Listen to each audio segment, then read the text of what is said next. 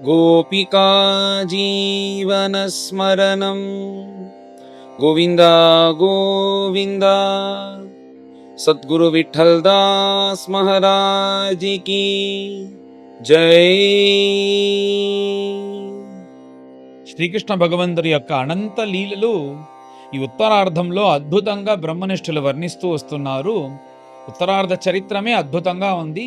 ద్వారకలో ఏ ఏ లీలలు జరిగింది అంటూ అద్భుతంగా బ్రహ్మనిష్ఠుల శుకాచార్యులు వర్ణిస్తూ వస్తున్నారు. ఇప్పుడు రాజసూయ యాగం పూర్తయిన తర్వాత ఇంకా కొన్ని నెలలు కృష్ణుడు తనతో పాటు ఉండాలి అంటూ ధర్మపుత్రులు ప్రార్థించినందువల్ల కృష్ణుడు కూడా అక్కడే ఉండిపోయారు. ఈ సమయంలో శిశుపాలుడి యొక్క వధం కూడా జరిగింది కదా. అందుచేత శిశుపాలుడి యొక్క స్నేహితుడు సఖా శాల్వుడు అతడు వచ్చి ఈ ద్వారకను యుద్ధం చేసేదానికి వచ్చి వీళ్ళను ఈ సమయంలో వచ్చి హింసించాలి అంటూ వచ్చాడు. ఆ కథను బ్రహ్మనిష్ఠులు పైన ప్రారంభించారు. ఇతడెవడంటే శాల్వుడు అని పేరు, ఈ సౌభపతి అని పేరు. సౌభం అనే నగరం ఏమిటంటే ఇనుముతోనే కవచంలాగా ఒక నగరాన్ని చేసి ఎవ్వరూ లోపలికి రాకుండా తాను పరిపాలన చేస్తున్నాడంట. ఇతనికి సౌభపతి అని పేరు. ఇతడికి శాల్వుడు అని ఇంకో పేరు కూడా ఉంది. వీళ్ళంతా ఎవరంటే శిశుపాలుడి యొక్క స్నేహితులు. ఈ రుక్మిణి యొక్క వివాహం శిశుపాలుడితో ఏర్పాటు చేసిన సమయంలో కృష్ణుడు వచ్చి రుక్మిణిని అపహరించుకొని వెళ్ళారు కదా. ఆ సమయంలో యాదవులతో పాటు ఈ జరాసంధుడి యొక్క సైన్యం, జరాసంధుడు, ఈ శాల్వుడు అందరూ యుద్ధం చేశారు. యాదవ సైన్యంతో ఓడిపోయినందువల్ల ఆ శాల్వుడికి అప్పటి నుంచి కోపమంట. ఈ యాదవ సైన్యం దగ్గర తాను ఇలా ఓటమి చెందినందువల్ల ఈ యాదవ సైన్యమే ఈ ప్రపంచంలో లేకుండా చెయ్యాలి, యాదవుడే లేకుండా చెయ్యాలి అంటూ ప్రతిజ్ఞ చేసుకున్నాడు ఈ శాల్వుడు. ఇలాగనే కదా జరాసంధుడు కూడా చేశాడు కోపంతో. అలాగనే శాల్వుడు చేశాడు.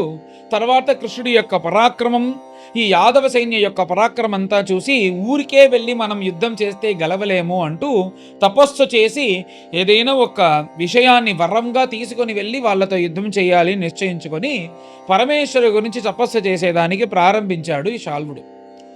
ఏమిటంటే పరమేశ్వరుడు గురించి ఘోరమైన తపస్సు 1 సంవత్సరం దాకా చేశాడంట. అన్న ఆహారం ఏది లేకుండా ప్రతిరోజు ఒక ముష్టి మన్ను మాత్రం తింటూ ఇలా జీవించాడంట. ప్రతిరోజు ఒక ముష్టి అలా మన్ను తింటాడు అంతే. అలా తిని 1 సంవత్సరం దాకా తపస్సు చేశాడు. 1 సంవత్సరం అయిన తర్వాత పరమేశ్వరుడు ప్రత్యక్షమయ్యి నీకేం వరం కావాలి అని అడిగిన వెంటనే ఈ ప్రపంచంలో యాదవులే ఉండకూడదు, అందుకోసం నాకు ఒక విమానం కావాలి, అద్భుతమైన విమానం. దేవతలు, గంధర్వులు, యక్షులు ఎవరి వల్ల కూడా ఆ విమానాన్ని భేదలించకుండా అలాంటి కవచంలాగా ఒక విమానం, అద్భుతమైన ఒక విమానం కావాలి.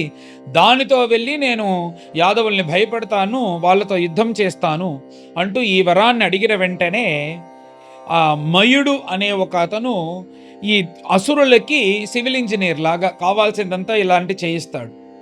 అలాగా పరమేశ్వరుడు మయుడిని పిలిచి వాడికి కావాల్సిన విమానం చేయించి పంపించు అని చెప్పిన వెంటనే సౌభం అనే ఒక విమానం, ఆ విమానం ఇలాగనే నిర్మాణించి ఆ నిర్మాణాన్ని శాల్వుడి దగ్గర మయుడు ఇచ్చేసి వెళ్ళాడు. ఈ విమానం దొరికిన తర్వాత సరైన సమయాన్ని ఎదురు చూస్తూ ద్వారకకు వెళ్ళి కృష్ణుడు లేనప్పుడు ఈ ద్వారకలో మనం లోపలికి వెళ్ళి ఆ యాదవులందరినీ హింసించాలి అంటూ నిర్ణయించుకున్న ఈ శాల్వుడు ఇప్పుడు కృష్ణుడు లేదు, పైన శిశుపాలుడి యొక్క వధం కూడా జరిగింది కాబట్టి అద్భుతమైన ఇనుముతో కవచంలాగా చేసిన ఆ విమానం, దాంట్లో సైన్యమంతా తీసుకొని ఆకాశ మార్గంగా సంచారం చేసుకుంటూ ద్వారకకు వచ్చాడంట ఈ శాల్వుడు. ఇక్కడికి వచ్చి ఇప్పుడు ఏమిటంటే ద్వారక సముద్ర మధ్యంలో ఉంది కాబట్టి మనకు పడవ కంటే విమానంలో వచ్చేది ఇంకా కూడా సులభం. వచ్చి వాళ్ళ దగ్గర దాడి చేయొచ్చు, యుద్ధం చేయొచ్చు అంటూ విమానంలో వచ్చి పైనుంచి అస్త్రశస్త్రములు వదులుతున్నాడంట. అది ఒక బాంబ్ లాగా కింద పడి అక్కడుండే అంతఃపురములు, గోపురములు, ఉద్యానవనములు, అక్కడ జీవించే ప్రజలు అందరికీ హింసిస్తుందంట.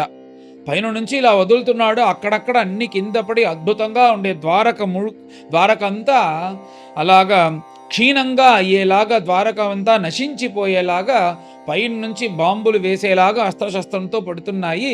జనులందరూ కష్టపడుతూ ఏం చేయాలని తోచకుండా పైన కృష్ణుడు లేదు అంటూ కృష్ణుడి యొక్క పుత్రుడైన ప్రద్యుమ్నుడి దగ్గర వెళ్ళి అందరూ ఇలా శాల్యుడు విమానం తీసుకుని వచ్చి సౌభగం అనే విమానంతో ఇక్కడ మనల్ని అందరినీ హింసిస్తున్నాడు అని చెప్పిన వెంటనే ప్రద్యుమ్నుడు కూడా సిద్ధంగా ఉన్నారంట యుద్ధానికి బయలుదేరేదానికి. కవచం అంతా ధరించి ప్రద్యుమ్నుడు అద్భుతమైన ఒక రథంలో కూర్చొని పైన యుద్ధానికి ప్రారంభమయ్యేదానికి ప్రద్యుమ్నుడు బయలుదేరారు. అంతేకాకుండా ప్రద్యుమ్నుడితో పాటు అక్రూరుడు యొక్క తమ్ముడు చారుదేష్టుడు, సాత్యకి, తర్వాత జాంబవతి పుత్రుడైన సాంబుడు అందరూ కలిసి బయలుదేరారంట యుద్ధం చేసేదానికి. ఎందుకంటే ఇతడు మాయతో చేస్తున్నాడు కాబట్టి ఆ యుద్ధం చేసేదానికి ఇంతమంది కావాలి. వీళ్ళందరూ కూడా మహావీరులు, యాదవ సైన్యంతో యుద్ధం చేసేదానికి వాళ్ళు బయలుదేరి వస్తున్నారు పైన ఈ శాల్వుడితో యుద్ధం చేసేదానికి. ఇలా అద్భుతమైన యుద్ధం పరస్పరం జరుగుతుంది. ప్రద్యుమ్నుడు అందరూ యుద్ధం చేస్తున్నారు అద్భుతంగా. ప్రద్యుమ్నుడి యొక్క యుద్ధం చూసి వాళ్ళే ఆశ్చర్యపడుతున్నారు. తన యొక్క బాణాలతో ఆ సేనాధిపతి సైన్యం అంతా సంహరిస్తున్నాడు. ప్రద్యుమ్నుడు అద్భుతంగా యుద్ధం చేస్తున్నప్పుడు శాల్వుడే చూసి ఆశ్చర్యపడుతున్నాడు ప్రద్యుమ్నుడి యొక్క యుద్ధంతో.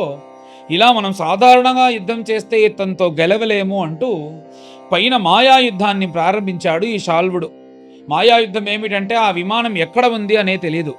అది ఎక్కడైనా ఉంటుంది, భూమిలో ఉంటుంది, ఆకాశంలో ఉంటుంది. ఆకాశంలో ఉండేలాగా మొదట చూపిస్తాడు, తర్వాత భూమిలో ఉండేలాగా ఉంటుంది, తర్వాత నీటిలో ఉండేలాగా ఉంటుంది, తర్వాత అక్కడ లేనట్టుగా ఉంటుంది. కానీ ఎక్కడి నుంచి అస్త్రశస్త్రములు వస్తుందో తెలియదు. అలాగా అస్త్రశస్త్రములంతా వేసి అందరికీ హింసిస్తూ ఉండేటప్పుడు ఇలాగంతా యుద్ధం చేస్తున్నాడే అంటూ యాదవులందరూ భయపడుతున్నారు. అప్పుడు ప్రద్యుమ్నుడు ఆ సమయంలో కూడా ఇంకా అద్భుతంగా అస్త్రశస్త్రములంతా వదిలి అద్భుతంగా యుద్ధం చేసి దానివల్ల వచ్చే కష్టమంతా యాదవులకి రాకుండా చూసుకుంటున్నారు. ఆ సమయంలో ఇంకొక అస్త్రం వేసినప్పుడు శాల్వుడే ఒక్క నిమిషం స్పృహ తప్పి కింద పడిపోయాడంట. అలా కింద పడిపోయిన తర్వాత ద్యుమాన్ అనే ఒక వీరుడు ఆ శాల్వుడు పక్క ఉన్నాడు. వాళ్ళకంతా ఇంకా కోపంగా ఉందంట తన యొక్క రాజు కింద పడిన వెంటనే. ఆ ద్యుమాన్ అనే అతను బాగా గట్టిగా ఉండే ఇనుముతో ఒక గద చేసి తన చేతిలో పెట్టుకున్నారంట. ఆ గదను తీసుకొచ్చి కోపంతో ప్రద్యుమ్నుడి యొక్క గుండె పైన ఇలా లాగి కొట్టాడంట. ఆ గదతో కొట్టిన వెంటనే ప్రద్యుమ్నుడు స్పృహ తప్పి కింద పడిపోయాడు. తర్వాత స్పృహ తప్పి కింద పడిపోయిన వెంటనే దారుకుడు యొక్క పుత్రుడే ప్రద్యుమ్నుడికి సారథ్యం చేస్తున్నారు. ఆయన వెంటనే ఈ ప్రద్యుమ్నులు ఆయన ఇక్కడ స్పృహ తప్పి పడిపోయిన తర్వాత వీరు ఇంకా హింసించి ఈ ప్రద్యుమ్ను కానీ సంహరిస్తే ఇంకా అందరికీ కష్టంగా ఉంటుంది కాబట్టి ఎవ్వరికీ తెలియకుండా ఆ రథాన్ని అక్కడి నుంచి ఎలాగో ఏ చోట్లో పెడితే ఆపద లేకుండా ఉంటుందో ఆ చోట్లో తీసుకువెళ్ళి ప్రద్యుమ్నులు స్పృహ నుంచి తప్పేంత వరకు అలా ఎదురు చూస్తూ అలా దాగమంతా తీర్చేదానికి సిద్ధంగా ఉన్నారు ఆ దారుకుల యొక్క కుమారుడు. అలా వెళ్ళిన తర్వాత ఒక ముహూర్త కాలం అయిన తర్వాత ప్రద్యుమ్నుడు కన్ను తెరిచి చూస్తే యుద్ధంలో లేదు, ఏదో ఒక చోట్లో ఉన్నారు. ఇక్కడ ఎందుకు నన్ను ఇలా తెచ్చి వదిలినావు? యుద్ధం జరిగేటప్పుడు ఇలా పారిపోయి వస్తే యాదవులందరూ ఇలా పిరికి పందలు అంటూ అందరూ చెప్తారే. అంతేకాకుండా ఇలా నేను పారిపోయి వచ్చినానంటే దీనివల్ల వచ్చే అపకీర్తి మా పెదనాన్న బలరామస్వామికి, మా తండ్రి కృష్ణుడికి వెళ్తుంది. ఎందుకు ఇలా తీసుకొచ్చినావును అడిగిన వెంటనే బాధతో పైన ఆ సారథి ప్రద్యుమ్ను చూసి అన్నారంట, స్వామి అలా మీరు అనకూడదు, నాకు కూడా సారథి ధర్మం తెలుసు. ఎలాగైతే యుద్ధ సమరంలో మీకు బాగా సారథ్యం చెయ్యాలో, నడుపుకుంటూ వెళ్ళాలో, అలాగనే మిమ్మల్ని కాపాడాల్సిన బాధ్యత కూడా నాకు ఉంది. అందుచేత అక్కడ కానీ మీరు స్పృహ తప్పి కింద పడిపోయి ఉన్నారంటే అప్పుడు వాడు వచ్చి ఇంకా కూడా మిమ్మల్ని హింసించి మిమ్మల్ని చంపేశాడంటే అది అందరికీ ఇంకా అరిష్టంగా ఉంటుంది కదా. అందుచేత మిమ్మల్ని కాపాడేదానికే ఇలా చేశాను. మిమ్మల్ని కాపాడాల్సింది నా ధర్మం. ఇప్పుడు మీరు ఎలాగో స్పృహ నుంచి లేచి మళ్ళీ మీరు ఆశ్వాసం చేసుకొని యుద్ధానికి బయలుదేరి వాళ్ళని గెలవబోతారు. అదే జరగబోతుంది. అందుచేత అది తెలుసు కాబట్టి ఇలా కాపాడినాను అని చెప్పిన వెంటనే ఇంక పైన యుద్ధం చెయ్యాలి అంటూ తాను కూడా ప్రద్యుమ్ను కూడా బయలుదేరేదానికి సిద్ధంగా ఉన్నారు. దానితో బ్రహ్మనిష్టలు ఈ అధ్యాయాన్ని పూర్తి చేశారు. పైన ప్రద్యుమ్నులు ఎలా యుద్ధం చేశారు, ఏం జరిగింది అంతా వచ్చే అధ్యాయంలో తెలుస్తుంది. పైన అందరం కలిసి ఈ అధ్యాయాన్ని పారాయణం చేస్తాం. అథ షట్సప్తతితమోऽధ్యాయः శ్రీశుకోవాచ अथान्यदपि कृष्णस्य शृणु कर्माद्भुतं नृपा क्रीडानरशरीरस्य यथा सौभपतिर्हतः शिशुपालसखः शाल्वः रुक्मिणीवुद्वाह आगतः यदुभिः निर्जितः सङ्ख्ये जरासन्धादयस्तथा शाल्वः प्रतिज्ञाम् अकरोत् शृण्वतां सर्वभूभुजाम् अयादवीं क्ष्मां करिष्ये पौरुषं मम पश्यता इति मूढः प्रतिज्ञाय देवं पशुपतिं प्रभुम् आराधयामास नृपा पांसुमुष्टिं सकृद्ग्रसन् संवत्सरान्ते भगवान् आशुतोष उमापतिः वरेण छन्दयामास शाल्वं शरणमागतम् देवासुरमनुष्याणां गन्धर्वोरगरक्षसाम् अभेद्यं कामगं वव्रे सयानं वृष्णिभीषणम् तथेति गिरिशादिष्टः मयः परपुरञ्जयः पुरं निर्माय शाल्वाय प्रादात् सौभमयस्मयम् सलब्ध्वा कामगं यानं तमोधाम दुरासदं ययो द्वारवतीं शाल्वः वैरं वृष्णिकृतं स्मरन् निरुध्य सेनया शाल्वः महत्या भरतर्षभा पुरीं बभञ्ज उपवनानि उद्यानानि च सर्वशः स गोपुराणि द्वाराणि प्रासादाट्टालतोलिकाः विहारान् सविमानाग्र्यात् निपेतुः शस्त्रवृष्टयः शिलाद्रुमाश्च अशनयः सर्पा आसारशर्कराः प्रचण्डः चक्रवातो अभूत् रजसा आच्छादिता दिशः इति अर्द्यमाना सौभेन कृष्णस्य नगरी भृशं नाभ्यपद्यत शं राजन् त्रिपुरेण यथामहि प्रद्युम्नो भगवान् वीक्ष्य बाध्यमाना निजाः प्रजाः मा भैष्टेति अभ्यधात् वीरः यथारूढो महायशाः सात्यकिः चारुदेष्णश्च साम्बः अक्रूरः सहानुजः हार्दिक्यो भानुविन्दश्च गदश्च शुकसारणौ अपरे च महेश्वासाः रथयूथपयूथपाः निर्ययुः दंशिता गुप्ताः रथे भाश्वपदातिभिः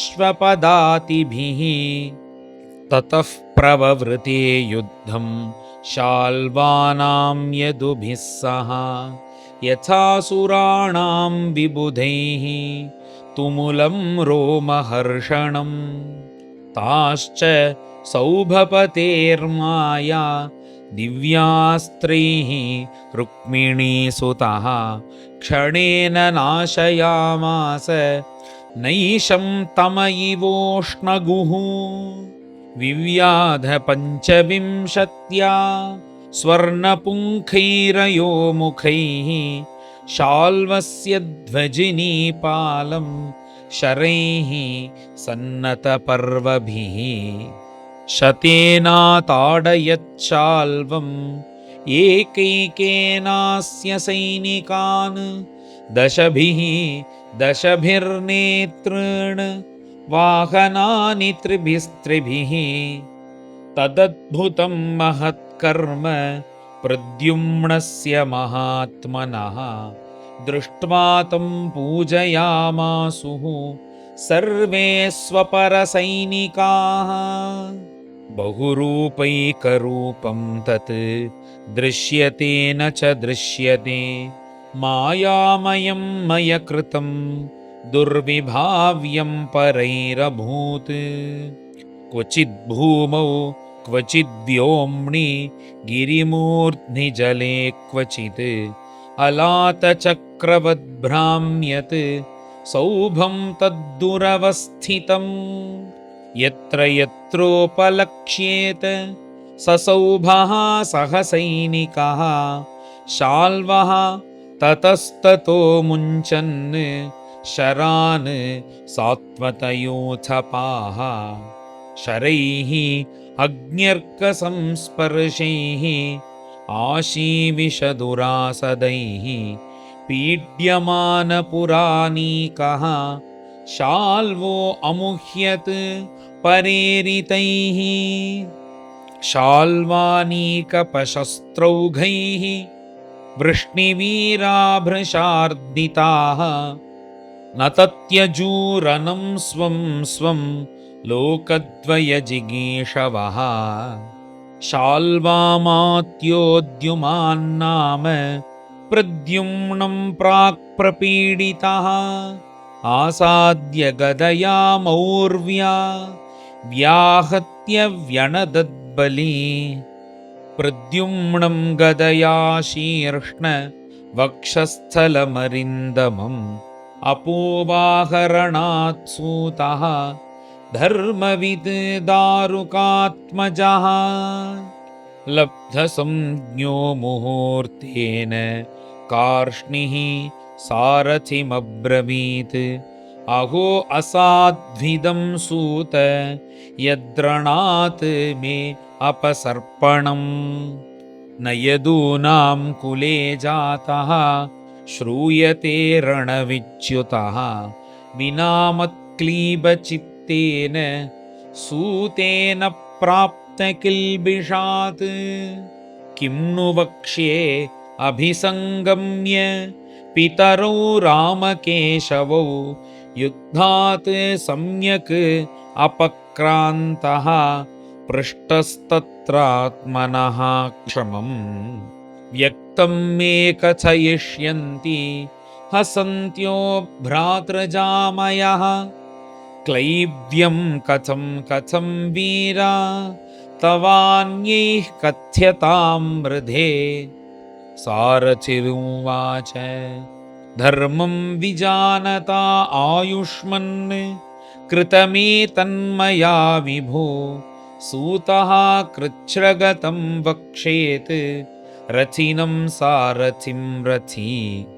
एतद्विदित्वा तु भवान् मया पोवाहितो रणात् उपसृष्टः परेणेति मूर्छितो गदया हतः।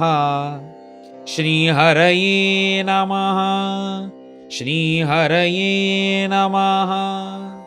इति श्रीमद्भागवते महापुराणे पारमहंस्यां संहितायां दशमस्कन्धे उत्तरार्धे शाल्वयुद्धे षट्सप्ततितमोऽध्यायः। गोपिका जीवनस्मरणं गोविन्द गोविन्द। सद्गुरु विठ्ठलदास महाराज की जय।